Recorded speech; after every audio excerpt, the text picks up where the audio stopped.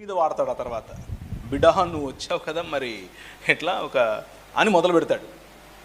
ముందు 5,000, తర్వాత నా ప్రోగ్రామ్కి 10,000 అంటాడు, నా తర్వాత నాతో ఫోటో తీసుకుంటే 20,000 అంటాడు. అలా మెల్లిమెల్లిగా దురాత్మ ఈ చేతబడి పోయి ఈయనే పడతాడు నీకు. సో అలాంటి వాటికి పడకండి. స్థానిక సంఘానికి కట్టుబడి ఉండండి. అది మిమ్మల్ని మీకు బలం. ఎప్పటికైనా ఒంటరిగా ఉన్నప్పుడు తప్పుడు పనులు చేయకుండా ఉండాలి అంటే ఎలా చేయకుండా ఉండాలి? ఇదేంటి? ఎలా చేయకుండా ఉంటే చాలు. ఓకే, మీకు ఒంటరిగా ఉన్నప్పుడు బలహీనత అనిపిస్తోంది అని అంటే మీరు ఒంటరిగా ఉండే సమయాన్ని తగ్గించండి. ఈజీ కదా. ఉదాహరణకు మీ ఇల్లుంది, మీ ఇంట్లో మీ రూముకు గడియ పెట్టకండి, గడియ తీసేయండి. సో ప్రైవసీ, తలుపేస్తే ప్రైవసీ ఉంటుంది, గడియ పెడితే సీక్రసీ వస్తుంది. సీక్రసీకి ప్రైవసీకి తేడా ఏంటి? ప్రైవసీ అంటే నువ్వు నీ ఏకాంతంలో నువ్వు చేసుకోవాల్సిన పనులకు నీకు సమయం ఉండాలి. సీక్రసీ అంటే ఎవరూ చూడకుండా, ఎవరూ నిన్ను గమనించకుండా నువ్వు చేసుకునేటివి. అలాంటివి నువ్వు తగ్గించాలి అని అంటే గడియ తీసేయండి అంతే. చిన్న పనులు ఉపయోగపడతాయి.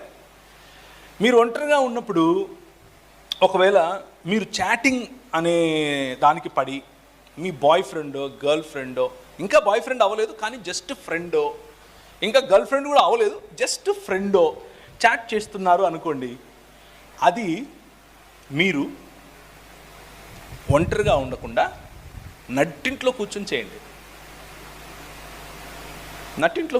మీరు ఒంటరిగా ఉన్నప్పుడు వచ్చే తలంపులను కనీసం మెల్లిమెల్లిగా అక్కడ మీరు జయిస్తారు. సమయం తీసుకుని మీరు ఇలా చేస్తున్నారు కాబట్టి మీరు ఇక పనికిరారు, మీరు నరకానికి వెళ్ళిపోతారు అని నేను చెప్పట్లేదు. నేను ఏం చెప్తున్నాను అని అంటే మీరు వాటిని జయించవచ్చు అని చెప్తున్నాను. మీరు జయించగలరు వాటిని. All you need to do is just follow in some discipline.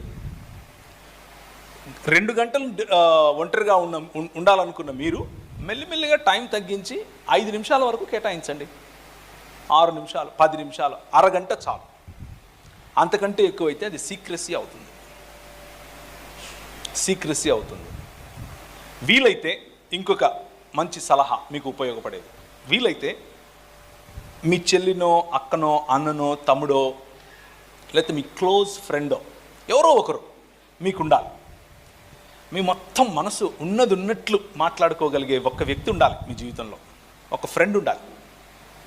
ఆ ఫ్రెండ్ లేరనుకోండి, మీ ఒంటరితనంలో మీకు అవసరం లేని వాళ్ళు ఫ్రెండ్స్ అవుతారు.